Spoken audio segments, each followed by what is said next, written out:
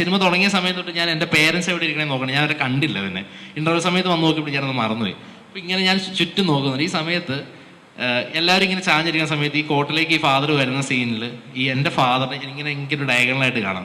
പുള്ളി മാത്രം ഇങ്ങനെ ഫ്രണ്ടിലേക്ക് കയറിയുന്ന ഇങ്ങനെ സിനിമ കാണുന്നൊരു ഞാനത് ഇങ്ങനെ സൈഡിൽ കാണും. എൻ്റെ ലിറ്ററലി ഞാനതുവരെ സിനിമയിൽ എന്താണ് ആൾക്കാരുടെ അസുഖം എൻ്റെ കണ്ണ് ശരിക്കും നിറഞ്ഞുപോയി. പുള്ളി അത്രയ്ക്ക് ഇന്നായിട്ട് ഇരുന്ന് കാണുന്നുണ്ട്. പടം ഇറങ്ങി കഴിഞ്ഞിട്ട് എനിക്ക് നേരെ ഒന്ന് ഷെയ്ക്കാൻ തന്നു. എൻ്റെ ജീവിതത്തിൽ എനിക്ക് ഫാദറെ ഏറ്റവും ആദ്യമായിട്ട് തരുന്നൊരു ഷെയ്ക്കാൻ്റെ അതാണ്.